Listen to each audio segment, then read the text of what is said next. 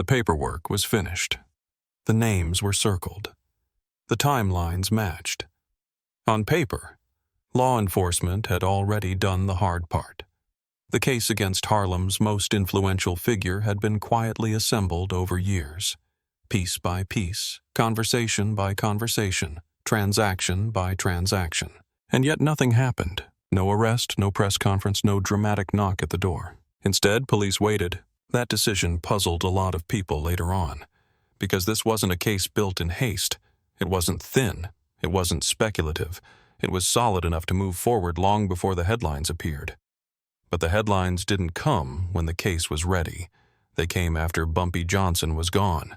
That's the part that matters. Authorities weren't trying to win a courtroom battle against one man. They were trying to dismantle something that survived courtrooms. Arresting Bumpy too early would have ended a chapter, not the story. His presence held the structure together. His absence would expose it. So they built quietly.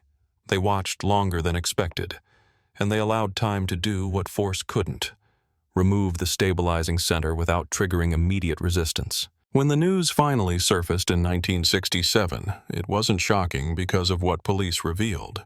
It was shocking because of what they admitted indirectly. They had known for years. The case wasn't delayed by weakness or fear. It was delayed by strategy.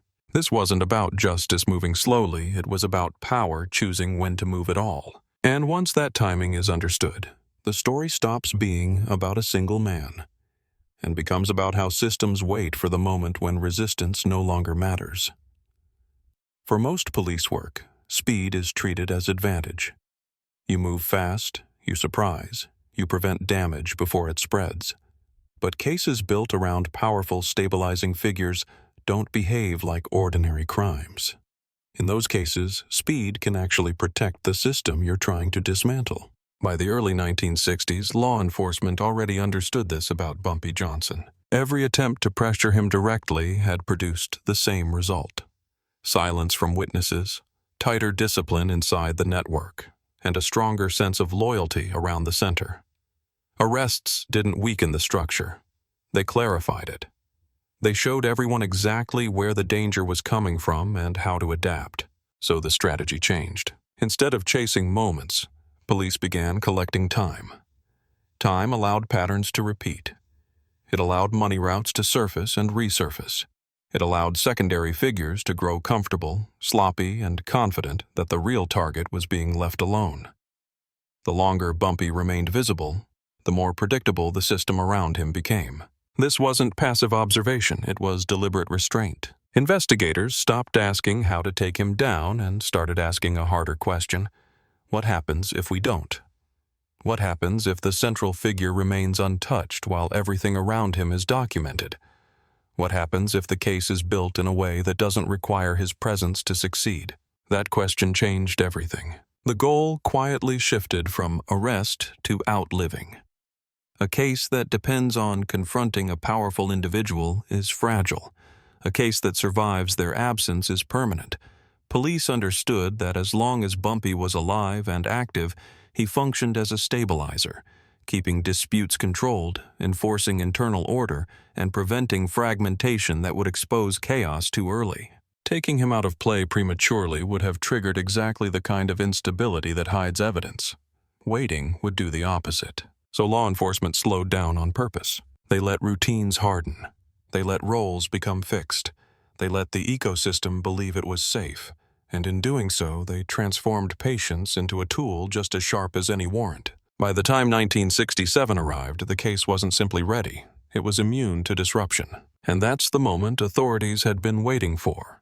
Not because they lacked power before, but because now power could be exercised without resistance reshaping the board. The file wasn't built to defeat a person. It was built to survive one.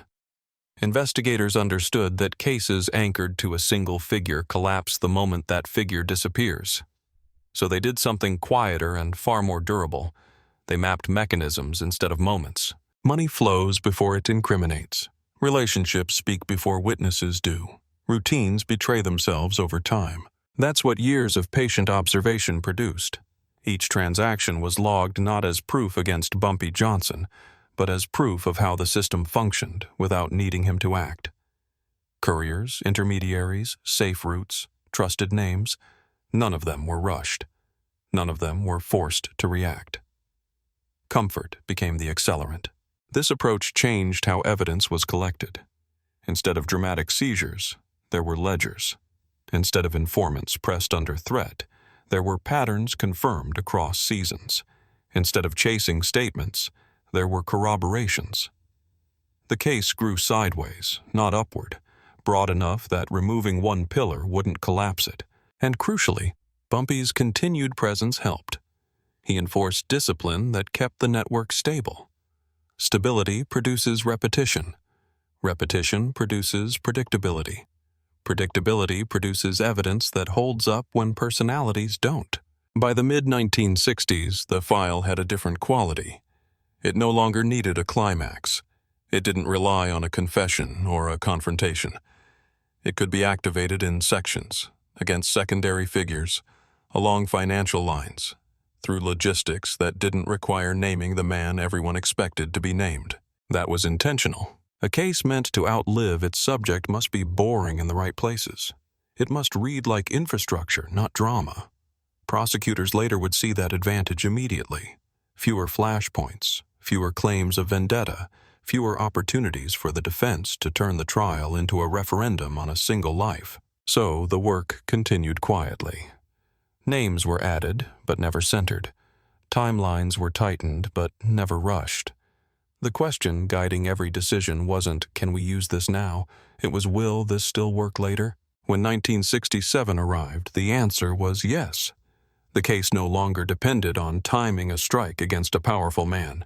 It depended on turning on a system that had been documented long enough to stand on its own. And that's why waiting wasn't delay, it was construction. An early arrest would have looked decisive.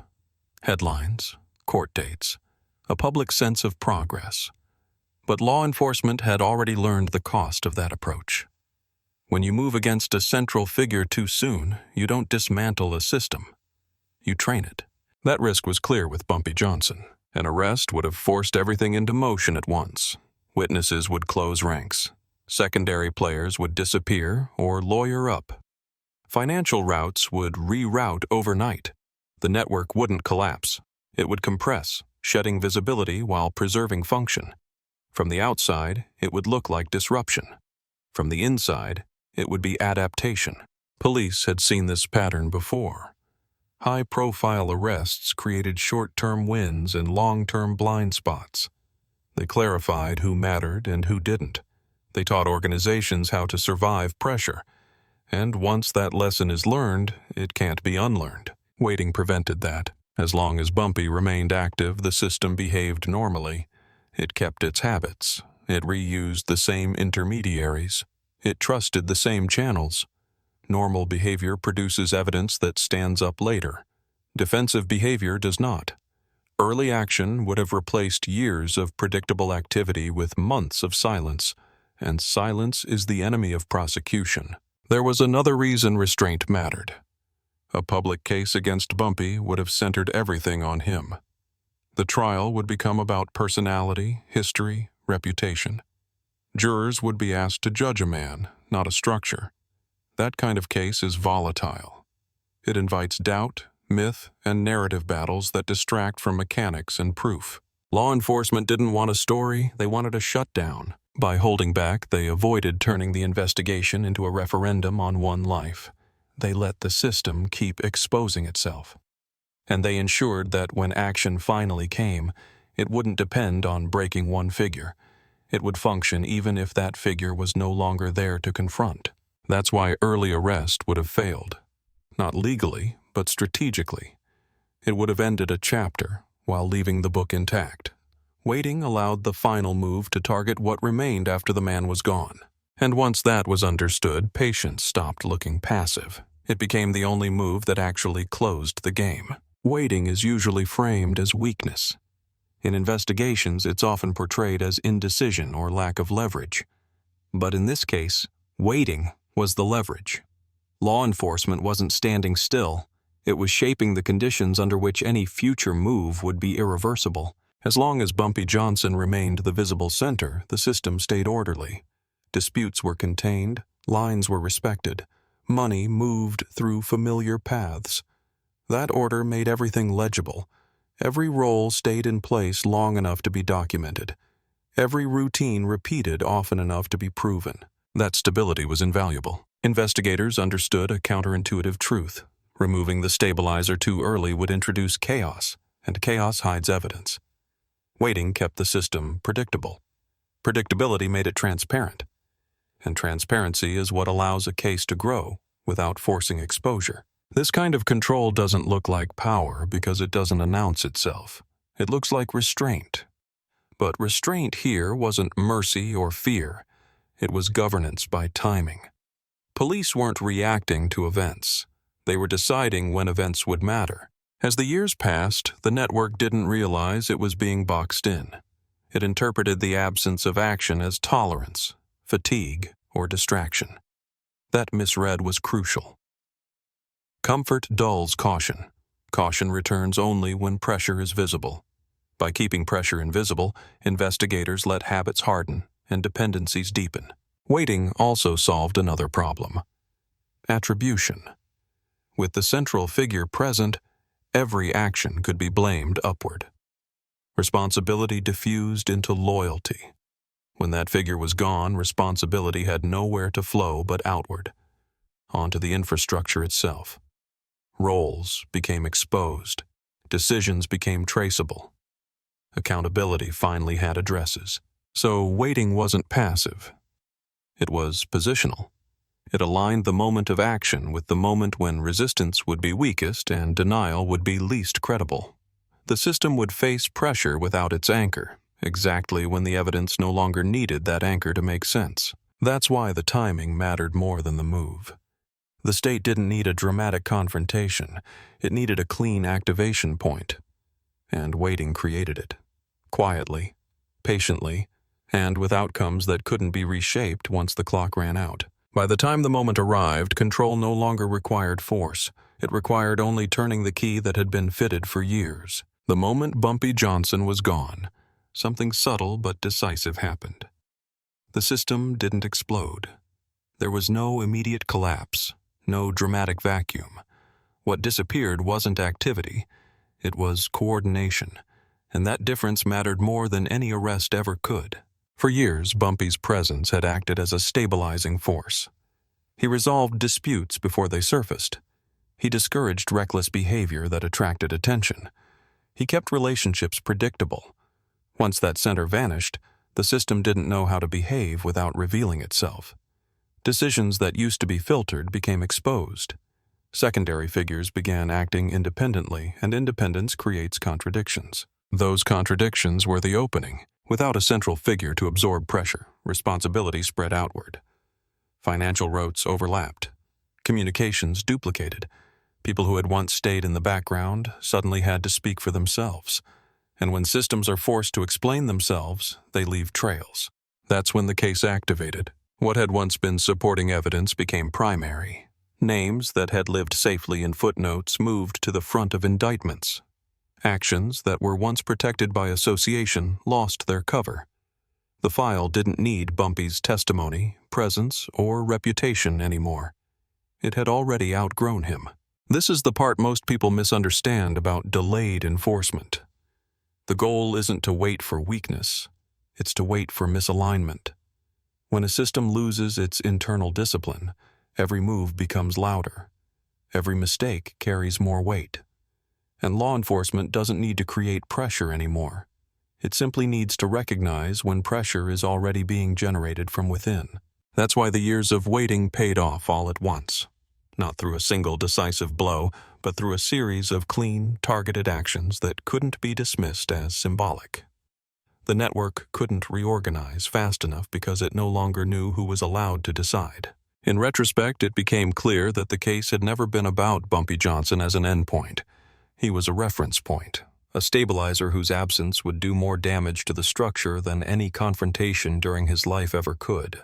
And once that absence took effect, the system did exactly what investigators had anticipated. It exposed itself, not in a moment of panic, but in a series of small, irreversible reveals. That's when the waiting ended, not because action finally became possible, but because action had become unavoidable. The story that surfaced in 1967 wasn't about an arrest that finally happened. It was about one that didn't need to. By the time the public learned how long police had been building their case, the most important move had already been made, not by force, but by patience. Bumpy Johnson was never meant to be the final target. He was the stabilizer the system relied on, and law enforcement understood that removing him too early would only strengthen what remained. So they chose a different path. They waited for the moment when the system could no longer hold itself together, and only then did they act. This wasn't hesitation, it was design. The years of silence weren't gaps in enforcement. They were pressure applied through time. Every routine allowed to repeat. Every role allowed to solidify. Every assumption of safety allowed to grow. When the center finally disappeared, the structure revealed itself without needing to be confronted head-on. That's the kind of power rarely noticed in real time. It doesn't announce itself with raids or headlines. It works in the background, shaping conditions until resistance no longer matters. And when it finally moves, it doesn't need to strike hard. It only needs to activate what has already been built. In the end, the lesson of 1967 wasn't about law enforcement outsmarting a single man. It was about understanding that some systems don't fall when they're attacked. They fall when time is allowed to do the work that force never could. And by the time the clock ran out, the outcome was already decided.